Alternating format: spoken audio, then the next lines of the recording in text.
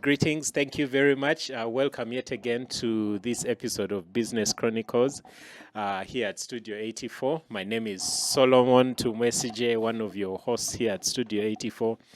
And it's Business Chronicles. Studio 84 is a space really set up to facilitate individuals like the one I have today and organizations tell their stories and along the way positioning themselves as authorities at what they do, for we believe that everyone is an authority at something. And today I am honored to host my friend.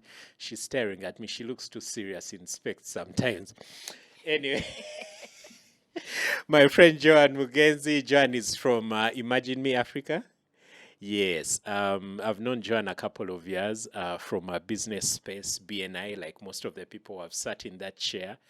And Joan has a lot to share. She does, I've seen her business evolve, especially through the COVID season 2020 to 2022. And hopefully she'll share some of those stories. I'll not do her an injustice like I don't do all my guests. Joan, please introduce yourself and tell us about Imagine Me Africa. Wow, thank you, Solomon. Thank you for having me in this beautiful space. Yes. I'm glad I finally made the time to be here. Yeah. And I was just waiting to see how you're going to introduce me, but see what you do to me. I get here and begin introducing myself. Yep. Well, I am Joan Mugenzi, and I run Imagine Me Africa. I've been running Imagine Me Africa since 2014. So we made 10 years this year. Wow. Next year is 11 years. It's been quite a journey. I normally say I'm self-employed. Mm-hmm. Because Oh. yes, because when you're busy, in the BNI space, what we normally say, work on your business, not Yes. in your business. Yes. So I'm always looking and thinking, why are they really hitting at me that I'm busy? You're always working in the business. Always working in the business. But Imagine Me, as the name suggests, is a business of imagination. Yeah. And fast forward, since you talked about 2020 when COVID happened into 2022, COVID happened and it was a gift to me. I am a professional coach. I focus on employment transition coaching. By the time COVID happened, I had completed my first level of training, second level, and I was thinking, what am I going to do with my time? And so I decided to go and study level 3 of coaching. And that level 3 of coaching is what leads to the credential by the International Coaching Federation that is called a Master Certified Coach. And so as a Master Certified Coach, I looked at COVID. First of all, it was an interesting season. When COVID happened, lockdown is on. The first thing that we experienced was a cancellation of LPOs. And you know what that means to you as a business person. When you're already excited about all these things that are going to happen. Budgeted for the money. You've budgeted for the money, and it's a big client. And there are those big clients you get and you feel like, I have finally arrived. Yeah. I had thought that I had arrived. So COVID did a disruption. But when that thing happened, I decided, okay, everybody's locked up. It's not unique. So what can I do with my time? Yeah. I signed up to do that mastery coaching. Now, really, master certification is more of where you just decide as an individual to say, I want to grow. Because essentially what happens at that level, they are not really teaching you how to coach, but they are focusing on you as an individual, and that's really humbling. Because, you've learned all these things of, this is how you go about coaching, and we normally say who you are is how you coach, and how you coach is who you are, and then you realize you're doing a lot of self-discovery. So the reason I get into that story, in 2022, I have the hours and I've decided I want to. By the way, when I went into the coaching space, just to kind of backtrack, I wanted to change the face of coaching. Yes. I was sitting into a space where I had been told that anything goes. There are no barriers to entry. And as you are aware, I had been working for serious organizations. I worked for the New Vision. I'm a visionary, and then worked for World Vision. Vision in your background. Yes. So I worked for World Vision in the Uganda office for 15 months, and then I switched into what was then the Africa region, which was then split into 3 sub-regions: West, Southern, and East Africa. And so I come out of that place just excited that I want to go and pursue my purpose, pursue my calling. I'm an encourager. And so in that moment, I'm thinking, let me step out. But where I'm going is unknown, right? But apart from the fact that I know that I started something called Imagine Me Africa, which I started while I was still in full-time employment. And so when I discovered this in a business class, I'm like, oops, I'm coming from a serious organization. I've been living my life off a plane. Yes. And I'm thinking, how do I go in a space where they are telling me anything goes? And so that's when the question of, okay, what's next? And as I'm busy, thank God for Google, I'm busy searching, I landed on this program that was about transformational coaching. And it just called out my name. You know, when you read and the description is just what you're looking for. And I said, finally, I have arrived. Let me first do this course. I was doing it just for purposes of ensuring that, I'm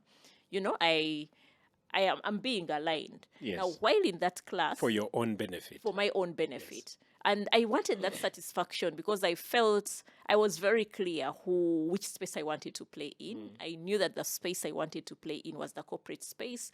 And I kind of also had this awareness that in that space, whereas they're telling us anything goes, not anything goes in the corporate space. No.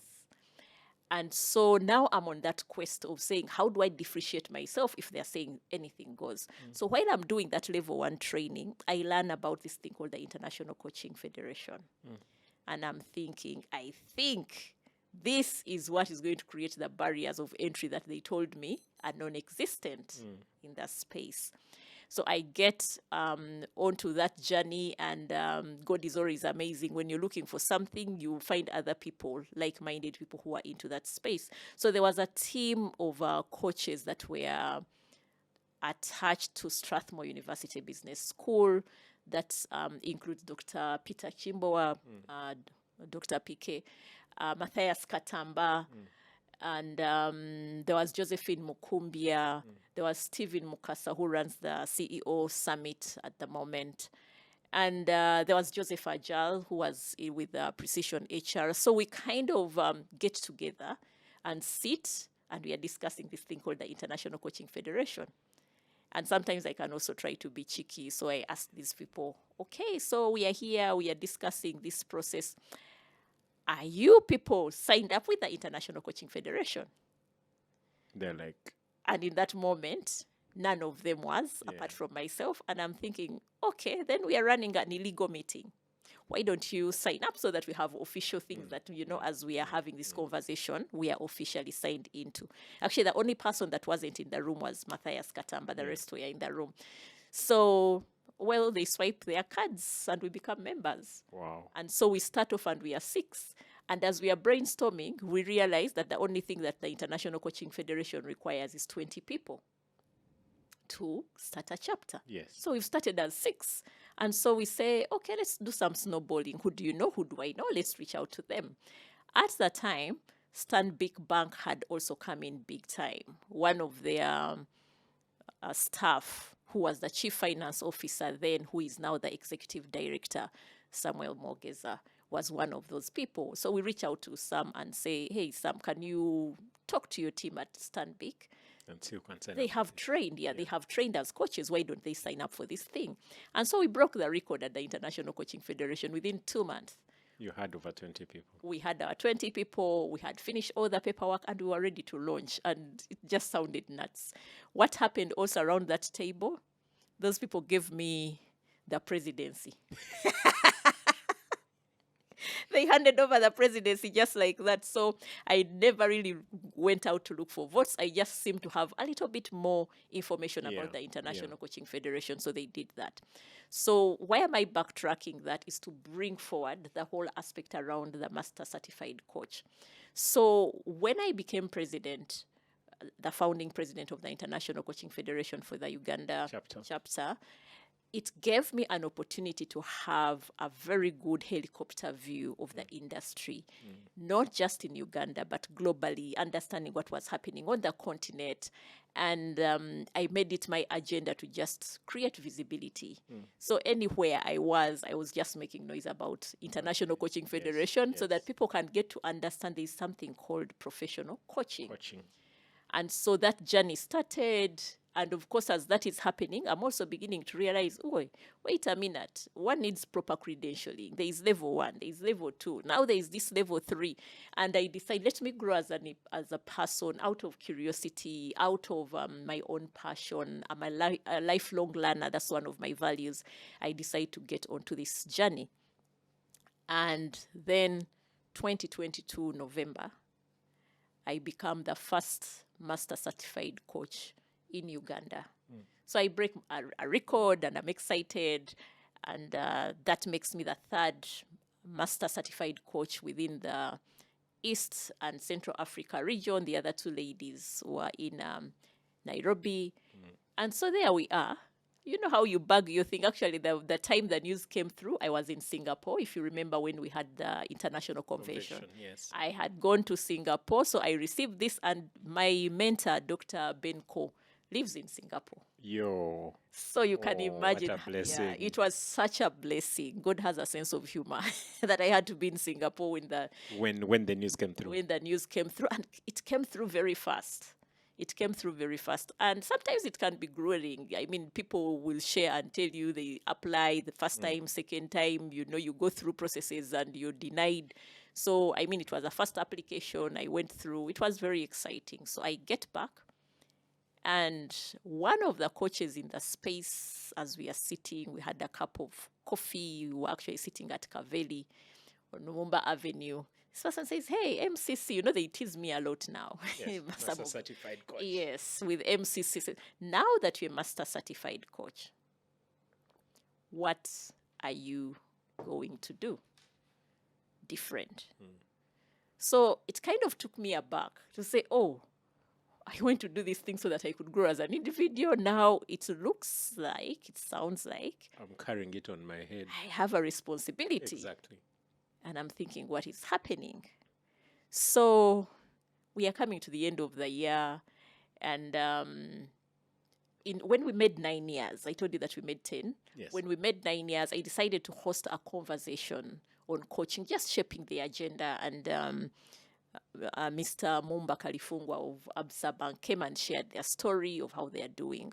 They've been able to tap into the coaching space as a bank, as a group. And we had a couple of these leaders in the room. And as we are sitting in that room, I made a bold declaration at the time. I just said, well, we've made 9 years, but I think we are turning ourselves into a coaching hub. I just felt that's the direction that we needed to take. And that has been the journey. So year 9, that happens. Year 10, which was this year, we cross into it, and I'm thinking, how do we continue with this conversation? What has happened is that I've had an opportunity to be in the space for coaching, on coaching benches, as a trainer with different institutions, and then I've also tried out things. Yeah. And so that has led to some program in the works. Allow me not to talk about it now. No, we won't talk about it. Yes. Instead, I want to take you back, Joan. Yes. I like to understand how people ended up in the spaces they ended up in. Yes. You mentioned you're working for some visionary organizations. World Vision. We bore the vision of the world. Actually, every time we'd introduce ourselves, we say, I work for World Vision. International World Vision is in close to 100 countries. Wow. Joan, what did you study? What were you doing in your corporate world? You said you were living off the plane. Yes. What were you doing there, and how did you end up in this whole coaching thing? Wow. I hope we have enough time. The short version. The short version, I am a journalist. That's my first Okay. profession. Yeah. While I'm in journalism, I pick interest in health communication. You know, when you're young, you're just trying out things. Yes.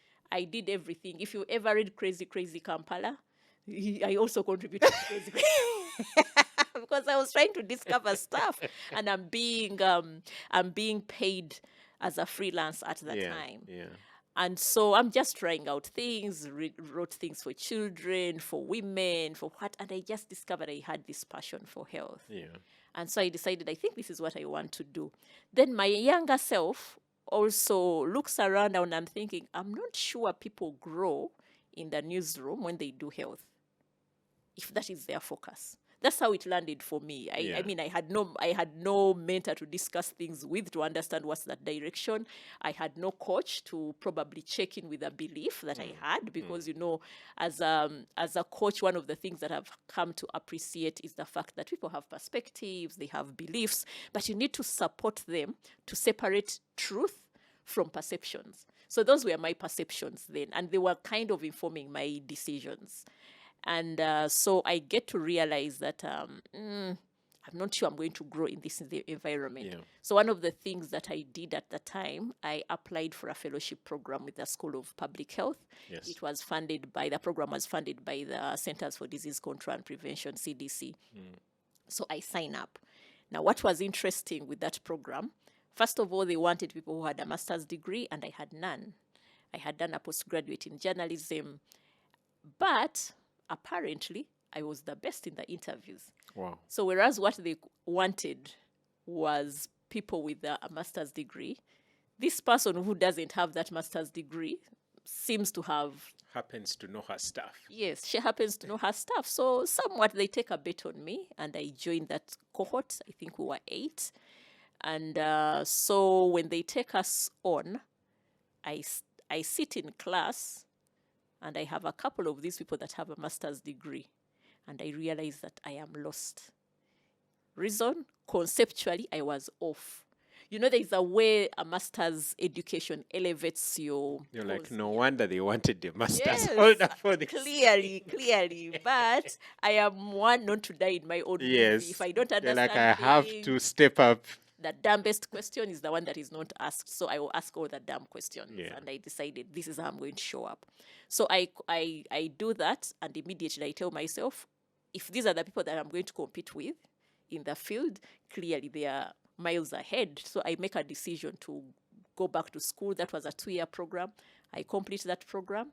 I sign up for a master's degree in public health. Remember, I told you my interest in health communication, and I'm thinking, okay, if I'm going to interact with a lot of these medical people and all, I better have some basic understanding of their language.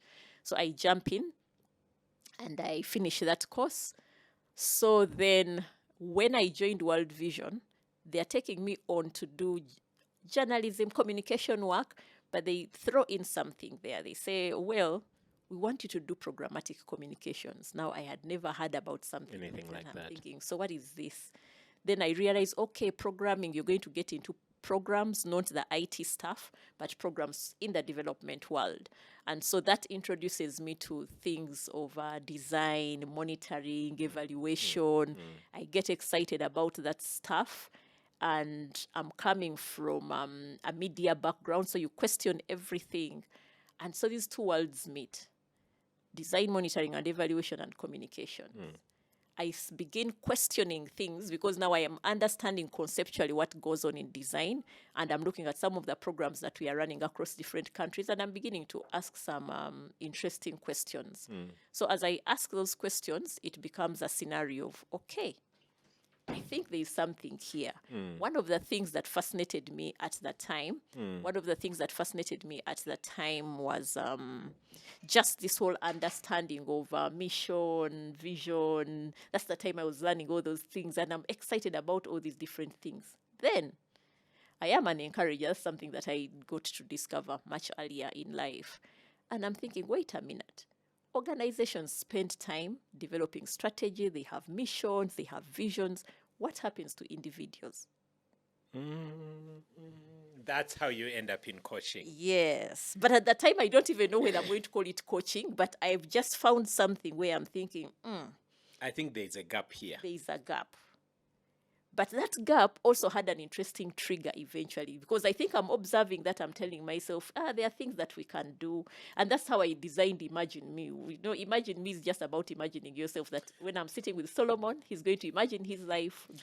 Which is my next question, Joan. Now let's talk about him. Why Imagine Me? Why the name? It's such a basic, real statement. Yes. So why Imagine Me Africa? You could have called it what? JM Consults. You know? Yeah, because I got to learn that, we are products of our imagination. Yeah. We are products of our imagination, and I will stretch it a little bit further. I am a Christian. I believe in the Bible. Ephesians 3:20 says, and to him who is able to do exceedingly abundantly above all that we've ever thought or imagined. So for me, it is that imagination. To say, wait a minute. So if God is going to hold our hands, he has to work with some raw material. That's how I look at it. So somewhat I decided to design a program called Imagine Me. Now, when I decided to design this program that I was calling Imagine Me, I even tried it out at some university, and then eventually I realized, wait a minute, university people don't have money. They will not go back to their parents to say, give us money. I packed it, okay? But then eventually when I choose to revisit this product, I'm busy throwing around words. We throw around words that we don't understand. Yeah. Intellectual property, and I don't know what. And I'm also speaking to a young lawyer who is trying to start out things. And the lawyer says, in order for you to do that intellectual property stuff, you need to register a company. I said, I need to register a company. I don't want to go out there running a company. Yes, I just want to do my thing. I say, no. But if you want to register this, have it trademarked and all those different things, you need a company. Then I said, now, why the name? I said, okay, since the program is Imagine Me, you add Africa. Just the other day I was having a conversation with Gavin right here. Yes. And we're talking about just that, of many times people overthink the name. Yes. Instead of, focusing on the concept and delivery and all that, we spend a lot of time on the name. And now see, Imagine Me Africa. That's how Imagine Me Africa started. We were just having an argument, and then he says, but we need 3 names. I said, you know what? If you find that name taken, it will mean that I'm not supposed to start any company. And that was it. And that was it. So I did not give options of names. He came back and said, this is it. So now, remember, I'm in the workplace. I've started this thing called Imagine Me Africa, and I realize I'm in a legal entanglement. Yeah. Because now you've registered a company, they're going to be asking you for all these other things. File this, file that. So I embarked on a journey of just running that process.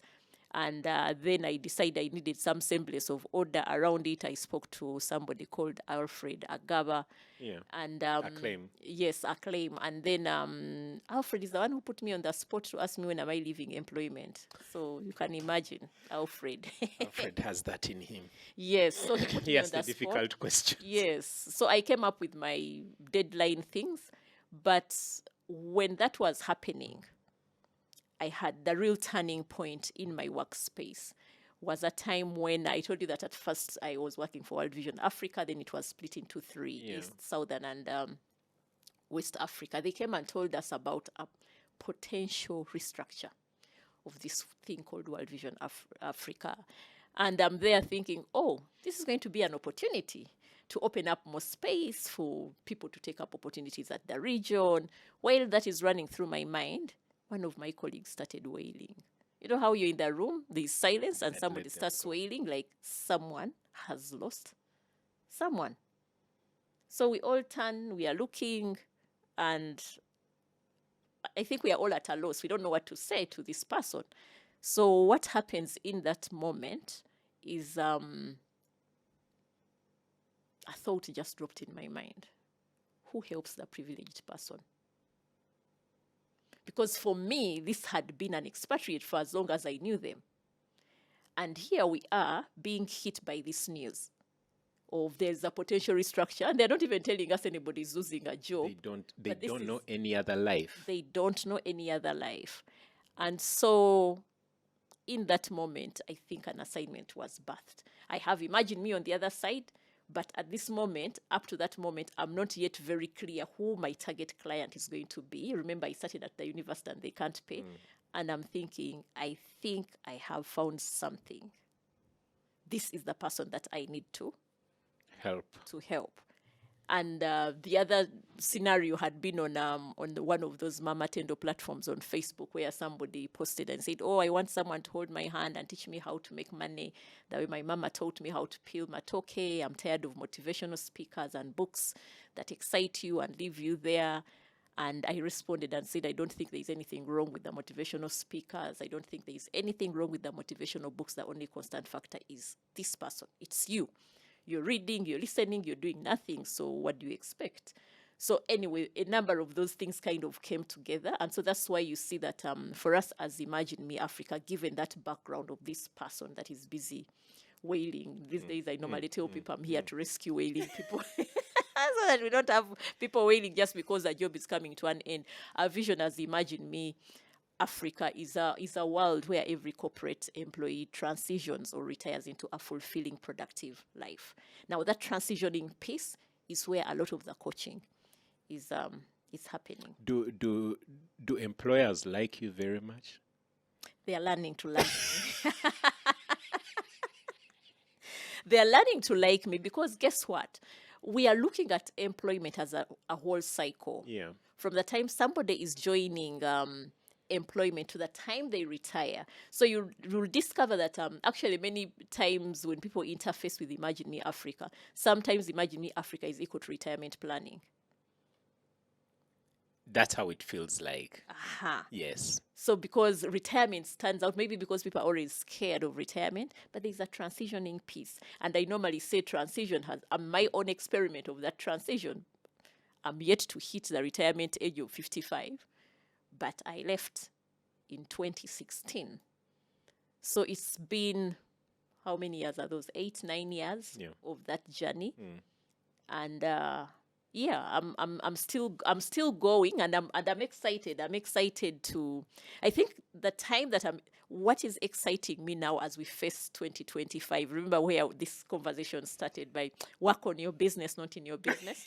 I think I'm finally getting somewhere. Yeah. Where it will now be a case of work on your business, not in your business, yes. Because 2025, I have a big goal that I'm not going to talk about now. It will be a little bit premature for me to talk about it. Yeah. But I'm excited because, well, you can dream up things, but if you don't have people that are joining you on the journey, then you're indeed dreaming. But now I'm happy that I dreamt up an interesting program.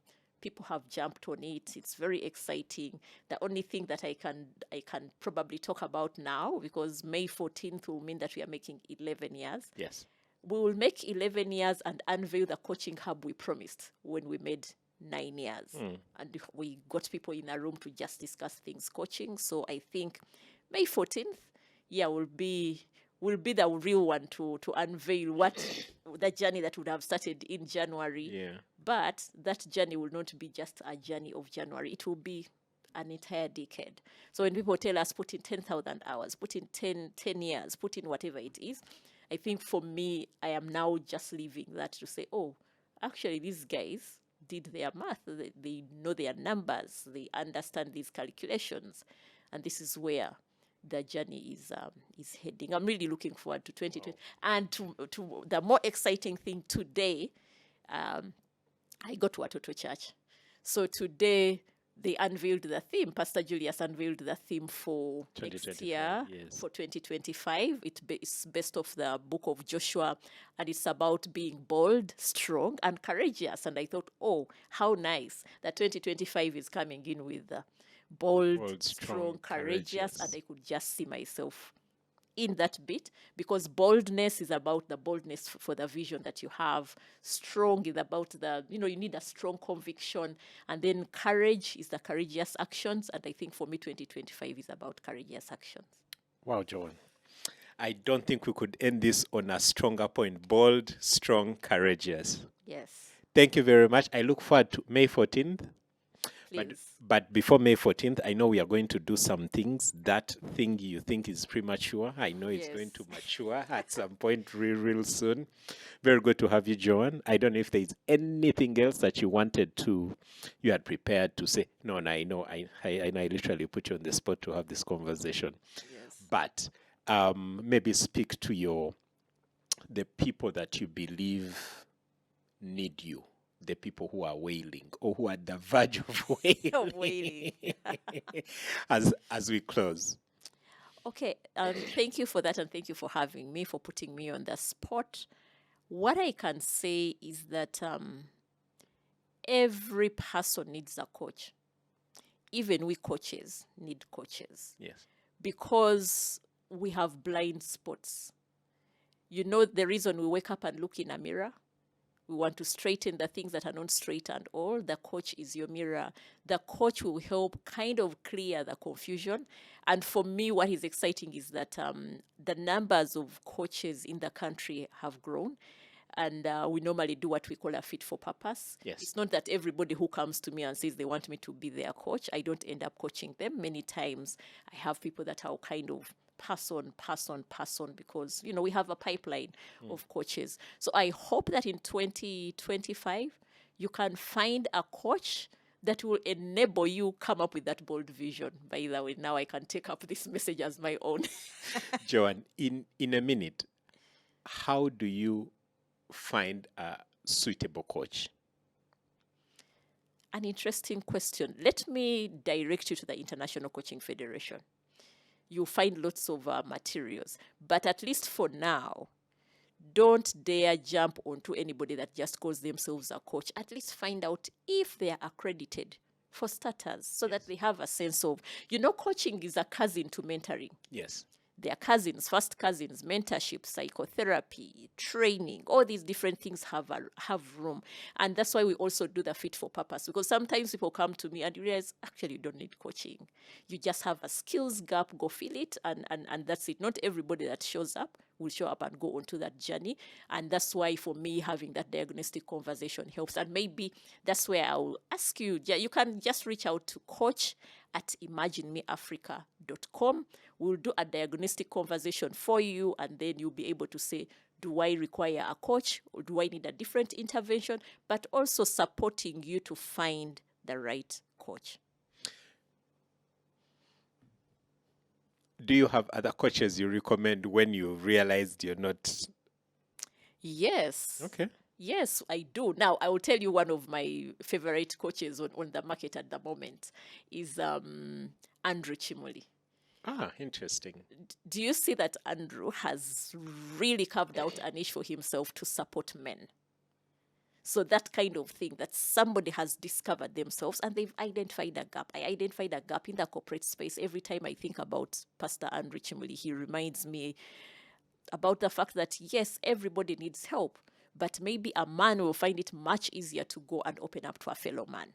And then they are opening up to a fellow man who is not gambling with a conversation because they are trained, they are credentialed, they know what they are going to do. Unfortunately, you know, these days I just smile because the good news also for us in the corporate space is that you can call yourself whatever it is that you want. The corporate space has started asking questions. So they will ask you for the paperwork, they will ask you for all these different things. So if you want to be in the coaching space and play in that space, at least go for the basics. And I see where you're going, Joan. Number one thing, accreditation. Accreditation. Thank you very much, our viewers and listeners. Joan Mugenzi, Imagine Me Africa. We'll catch you on the next episode of Business Chronicles. My name is Solomon Tumwesigye, and Joan, I know I'm going to have you here soon. Looking forward, and thank you for having me. Bold, strong, courageous. God bless you. Pastor Julius should hear that. I've become the ambassador. The ambassador for the message. Until the next one, Studio 84.